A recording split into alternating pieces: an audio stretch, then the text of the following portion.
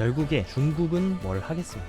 버려서 해결할 것 같다. 네, 여러분 반갑습니다. 비트캐쳐입니다. 거시경제의 악재로 인해서 비트코인도 또 한 번 영향을 받으면서 계속해서 갈피를 못 잡고 있는 가운데 지금 시장에 가장 큰 불확실성으로 떠오른 게 뭡니까? 바로 중국의 경제입니다. 심지어 중국은 디플레이션에 부동산 침체까지 지금 두 가지 악재가 겹쳐 있다. 그래서 이 내용에 대해서 조금 자세히 살펴보자면 부동산 개발업체인 비구이 위안 컨트리 가든이라고 하는데 이 컨트리 가든을 시작으로 중국의 부동산 개발업체들의 디폴트 위기 사태가 지금 확산이 되고 있다. 여러분들이 아셔야 되는 게 중국의 GDP의 대부분은 부동산입니다. 근데 그 부동산이 지금 위기에 빠졌다라는 것은 중국 전체 경제에 굉장히 큰 타격을 줄 수 있는 사안이고, 이 비구이 위안 같은 경우는 그냥 작은 기업이 아니다. 2017년부터 2022년까지 매출 기준으로 중국의 1위 부동산 개발업체다. 그러니까 중국의 1위 개발업체라고 해도 무방한 이런 기업이 지금 디폴트, 채무 불이행 위기에 빠졌다라는 것입니다. 그리고 심지어 이 부동산 위기뿐만이 아니라 지금 중국은 내수부터 수출까지 심각한 부진에 시달리면서 지금 디플레이션 우려까지 터지고 있는 상황. 거기에 지금 기름을 붓고 있는 거, 청년들의 실업률까지 사실상 46%. 거의 지금 청년들 절반이 지금 백수다, 놀고 있다. 지금 여러 가지 중국이 경제적으로 굉장히 위기에 봉착했고, 이 중국 세계의 공장이라고 불리고 세계의 공급망이라고 불리는 세계 2위의 경제국가 중국이 흔들린다는 것은 단순히 중국만의 이슈가 아니라 전 세계적으로 영향을 끼칠 수밖에 없는 그런 이슈이기 때문에 지금 많은 투자자들이 굉장히 지금 투심이 위축되어 있고 경계를 하고 있는 것인데, 저의 개인적인 생각, 결국에 중국은 뭘 하겠습니까? 어쨌든 지금 인플레이션이 아니라 디플레이션을 걱정해야 되기 때문에 오히려 차라리 그냥 유동성 공급해버리고 돈 찍어버려서 해결할 것 같다. 작년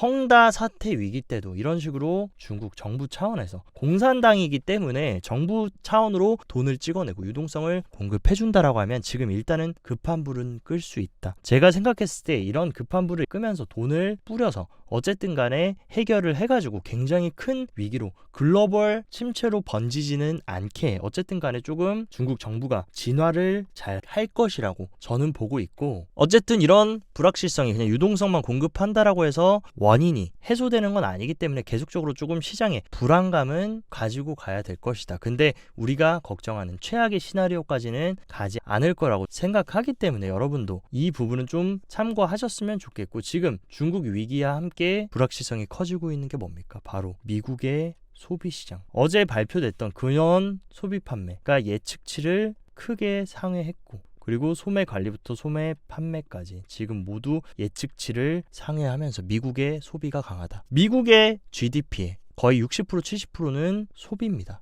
미국은 그래서 소비 경제라고 불리는데 소비가 이렇게 강하다라는 것은 뭡니까? 미국의 경제가 아직 견고하다라는 것을 의미하고, 미국의 경제가 강하다라고 하면은 뭐가 뒤따라옵니까? 긴축을 끝내는 게 아니라 긴축 지속하면서 연준이 금리 인상 끝낼 준비 돼 있지 않다. 이런 내러티브들이 시장에 자리 잡으면서 불확실성을 키운다. 일단은 다음 FOMC인 9월 FOMC에서 일단 동결 확률은 90%로 일단은 9월 FOMC는 동결하고 갈 것이다 라고 보고 있지만, 그 다음에 있을 11월 FOMC에서 금리를 올릴 수도 있다. 어떤 이런 부담으로 작용이 될 수 있기 때문에 지금 미국의 소비가 꺾이지 않고 계속 간다라는 것은 오히려 인플레이션이 쉽게 잡히지 않을 수 있다. 어떤 이런 시그널을 주는 것이기 때문에 지금 겹겹이 미국부터 중국까지 매크로 악재가 굉장히 영향을 많이 주고 있다. 물론 중국의 경제가 흔들리고 미국이 또 소비가 강해서 인플레가 잘 잡히지 않아서 또 연준에서 강한 긴축을 한다면 당연히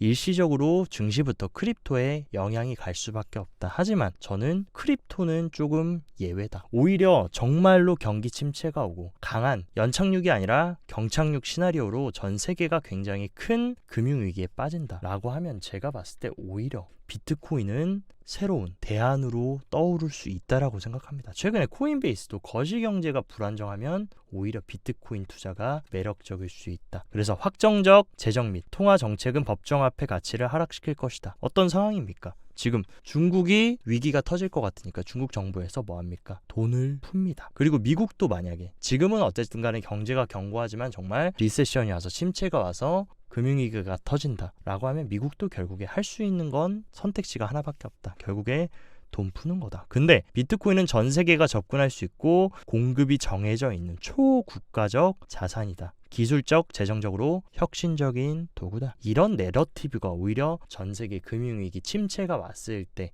오히려 비트코인은 피난처 역할로 더 크게 떡상할 수 있다라고 보고 있고, 최근에 피치가 JP모건 등 미국 은행 수십 개를 무더기 신용등급 강등하겠다. 피치는 최근에 미국의 국가 신용등급 강등을 강행하고, 그리고 또 이런 식으로 미국의 은행들까지 지금 무더기로 강등시키려고 한다. 근데 여러분들이 여기서 딱 떠오르셔야 되는 거, 미국의 전통 은행들이 무너질 때 비트코인이 어떻게 됐습니까? 올해 3월에 전 세계의 대형 전통 은행들이 줄줄이 파산하고 뱅크런 터졌을 때 어떤 게 올랐습니까? 바로 비트코인 이런 식으로 폭등했다. 오히려 아까 말했던 것처럼 대형 은행들까지 지금 신용등급이 강등되고 전통 금융에 불안감이 가중된다면 오히려 새로운 피난처 대안으로 비트코인이 떠오를 수 있다. 그렇기 때문에 저는 미국의 대형 기관들, 세계를 움직이는 글로벌 리스트들과 금융 엘리트들은 이미 침체를 대비해서 리스크 해칭을 하기 위해서 비트코인 현물 ETF를 준비하는 것이 아닐까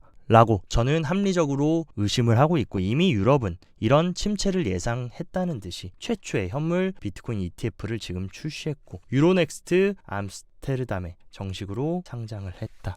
이런 식으로 지금 유럽이 스타트를 끊어주고 다음에 어떻게 되겠습니까? 미국은 올해 이제 첫 SEC 비트코인 현물 ETF 승인 심사가 9월 달에 있는데 9월에 바로 되진 않더라도 늦어도 내년 1분기 안에는 최종 결정이 날 것이다. 그리고 그 결정은 저는 긍정적인 결정이 나올 것으로 보고 있고, 최근 페이팔부터 비자 그리고 마스터까지 CBDC를 활용해서 퍼블릭 체인 NFT 구매 방법을 개발하면서 세계 최대의 금융 결제 기업들도 너도 나도 지금 블록체인 기술에 뛰어들면서 결제의 크립토 커런시, 이 암호화폐를 연결시키려는 이런 움직임을 계속해서 보여주고 있다. 그러니까 단기적으로는 지금 매크로 이슈로 인해서 가격이 흔들릴 수는 있지만 중장기적으로 어차피 우리가 갈 길은 정해져 있기 때문에, 그리고 이렇게 상승한다라고 해도 수직 상승하는 게 아니라 어떤 차트든 이런 파동을 그리면서 간다. 다만 우리의 위치는 지금 이 위치에 있을 뿐, 어쨌든 이 시기 또 잘 지나면 상승으로 가는 그런 새로운 파동이 나올 거기 때문에 잘 버티시면서 구축하셔라. 중심만 흔들리지 말아라 라고 말씀을 드리고 싶고, 최근 미국 트럼프 대통령이 불과 며칠 전에 25만 달러 규모의 이더리움을 보유하고 있다라고 했는데, 최근 15일에 공개된 재무 보고서를 봤을 때 500만 달러의 이더리움을 트럼프 대통령이 보유하고 있다. 대략 거의 60억에서 70억 정도 되는 지금 트럼프가 보유하고 있다라는 것이고, 내년에 뭐가 있습니까? 미국의 대선이 있다. 그리고 공화당 유력 후보, 유력 대통령이 당선될 가능성이 큰 게 바로 트럼프 대통령. 지금 어떻게 보면 바이든보다도 트럼프의 지지율이 더 높은 상황인데, 이런 트럼프가 만약에 미국의 대통령이 된다라고 했을 때 전면적으로 이 암호화폐를 채택하고 크립토 시장 좀 이 숨통을 뚫어주는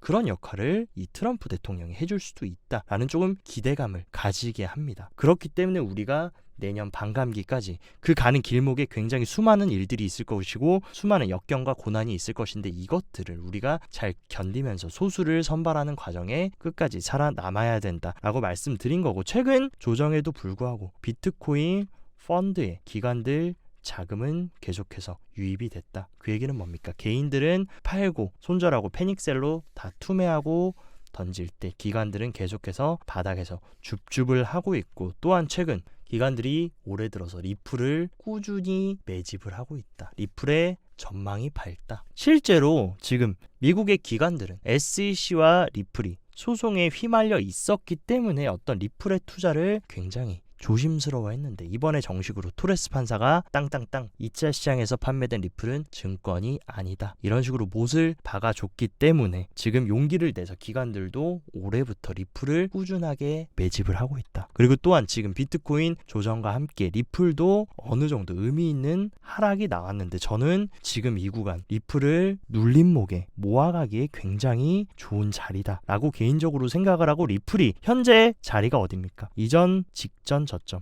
이런 식으로 쌍바닥을 찍어주고 올려 쳐줄 수도 있고, 만약에 쌍바닥을 오른쪽 바닥을 조금 더 눌려준다라고 해도 저는 직전의 핵심 지지 구간인 766원, 이 구간 정도까지는 충분히 눌렸다가 올려쳐줄 수 있다. 그렇기 때문에 오히려 지금 800원 초반부터 766원 부근까지는 조금 분할로 모아가기에 굉장히 좋은 자리. 그리고 최근에 이 상승 나왔던 이 장대 양봉에 정확히 피보나치 0.618 구간, 정확하게 이 1파 상승 조정 2파는 보통 0.618 구간 정도까지 눌림이 나와주고 여기서 조금 이탈한다라고 해도 0.786 구간까지는 자리를 주진 않을 것 같고, 이 구간에 오히려 이런 식으로 저평가되어 있는 구간에 리플을 모아가기에 좋은 자리다 라고 개인적으로 보고 있으니까, 리플도 지금 박앤세일 구간에 최근 비싸서 1,000원 900원에 비싸고 부담스러우셔가지고 매집 못하신 분들은 오히려 지금 위기가 기회가 될 수 있다. 이 부분 좀 명심하셨으면 좋겠고, 우리가 또 주목해야 되는 거, 최근 페이팔 스테이블 코인을 출시한 이후에 지금 암호화폐 허브까지 출시해서 계정 내에서 암호화폐 거래와 결제까지 할 수 있는 어떤 이런 인프라를 계속적으로 구축을 하고 있다. 그래서 이번 스테이블 코인 출시에 이어서 암호화폐 허브 서비스를 도입해 암호화폐 친화적 플랫폼을 향한 노력을 본격화하고 있고, 페이팔 계정 내에서 비트코인 등 암호화폐를 팔고 살 수 있는 암호화폐 허브 서비스를 시작했다. 페이팔의 사용자는 전 세계적으로 어마어마하다. 근데 이런 사람들이 정식으로 이 페이팔 내에서 우리가 신뢰할 수 있고 이런 대형 빅테크 플랫폼 안에서 거래할 수 있다라고 하면 충분히 유동성이 크게 들어올 수 있는 그런 상황이고, 페이팔에서 지금 정식으로 거래 가능한 코인이 뭡니까? 페이팔 스테이블 코인인 PYUSD, 그리고 비트코인, 이더리움, 비트코인 캐시와 라이트, 이 코인들도 여러분들이 잘 명심해야 되고, 그리고 페이팔과 연관이 굉장히 깊은 게 뭡니까? 바로 일론 머스크 X고, X가 지금 꿈꾸는 게 뭡니까? 슈퍼앱. X가 금융 앱의 최강자로 군림하기 위해서 머스크가 엄청나게 지금 큰 그림을 꾸고 있다. 근데 머스크가 이 X의 기축 코인으로 도입할 코인이 뭐겠습니까? 바로 여러분들 잘 아시는 도지코인일 거다. 근데 도지코인은 아직은 페이팔 정식 리스트에는 포함되어 있지 않지만, 향후에 이런 식으로 머스크가 정식으로 도지를 X의 슈퍼앱의 기축 코인으로 선정한다면 이 페이팔의 리스트에도 도지가 추가될 수 있는 그런 상황이라는 거고, 그리고 기술적으로 봤을 때 도지코인 같은 경우도 지금 자리가 굉장히 좋다. 도지코인 같은 경우는 굉장히 과거부터 돌파하지 못했던 이 장기 하방 트렌드 라인을 주봉상 보자면 이런 식으로 돌파를 했고 지금 리테스트를 하는 중이다. 그래서 일봉으로 보자면 최근 이 저점부터 이 저항선을 돌파했고 지금 리테스트를 하고 있는데, 추세를 만들어줬던 이 추세선의 지지 구간에 다다랐다. 그리고 이 도지가 올해 들어서 가장 큰 거래량이 터졌던 게 어떤 캔들이었습니까? 바로 이 캔들. 이 말도 안 되는 엄청난 거래량이 들어왔던 캔들. 근데 지금 위치가 이 캔들의 시가 부분에 거의 근접했다. 그리고 이 시가가 최근 만들어준 상승 트렌드 라인과도 겹치는 이런 핵심 지지 구간으로 작용하는 만큼 충분히 92원 정도까지는 눌려줄 수 있지만, 이 구간은 조금 도지를 우리가 박앤셀 구간에 담아 보기에는 좋지 않을까. 그리고 추가적으로 하락한다라고 해도 저는 87원, 이 대량 거래가 밀집해서 들어왔던 이 매물대 구간 87원은 훼손하지 않고 이 구간에 우리가 눌림목에 담아 본다라고 하면 좀 크게 재미를 볼 수 있는 자리가 아닐까, 그렇게 보고 있습니다. 그리고 비트코인 단기적으로 조금 분석을 해드리자면, 제가 계속 중요하다 말씀드렸던 최근에 이런 식으로 추세를 완전히 반전시켜줬던 이 장대 양봉, 이 시가를 지금 지켜주는 게 굉장히 중요하다라고 말씀드렸는데, 오늘 종가가 만약에 꼬리 구간, 이 장대 양봉의 꼬리를 만약에 이탈한다라고 하면은 조금 더 하방은 열어놔야 되고, 지금 뭘 만들어주고 있습니까? 수렴을 만들어주고 충분히 이 수렴 하단까지는 눌려줄 수 있고, 그리고 최종 마지노선은 어디냐? 저는 28.5K 이 구간을 웬만하면 지켜줄 가능성이 굉장히 큰 자리라고 생각합니다. 그 근거는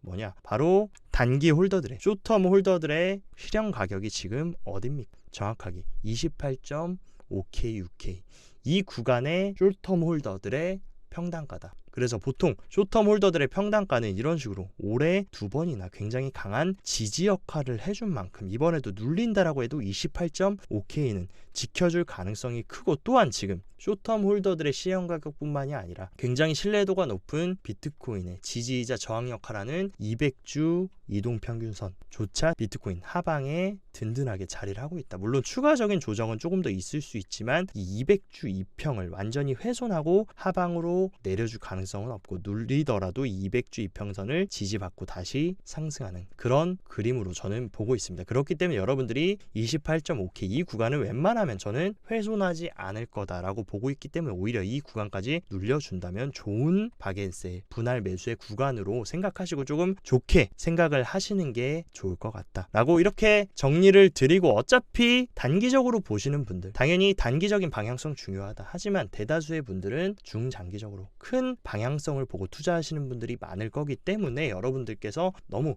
단기적인 것만 보면 투자의 본질이 흐트러지고 여러분들 멘탈에도 영향이 가면서 뇌동매매를 하게 되고 투자에 실패하게 될 수밖에 없다. 하지만 우리는 최종 목적지가 어디로 갈지, 그리고 큰 방향이, 큰 주기가 어디로 갈지 알기 때문에 단기적인 이런 흔들림에 너무 멘탈 털리지 말고 그냥 중심만 잘 잡고 우리가 계획한 시나리오대로만 올해 하반기는 잘 준비하시면 된다. 이렇게 말씀드리고, 오늘 영상도 시청 진심으로 감사드리고 영상 도움됐다 하시면 좋아요, 구독 눌러주시고 더 자세한 디테일한 투자 전략이나 실시간 대응 필요하다 하시면 영상 하단 고정 댓글에 제가 직접 운영하는 비트캐쳐 공식 텔레그램방 활짝 열어놨습니다. 누구나 무료 입장 가능하시니까 입장하셔서 투자 인사이트도 받아가셔서 성공적인 투자 이어나가셨으면 좋겠습니다. 오늘도 여기까지 비트캐쳐였습니다. 감사합니다.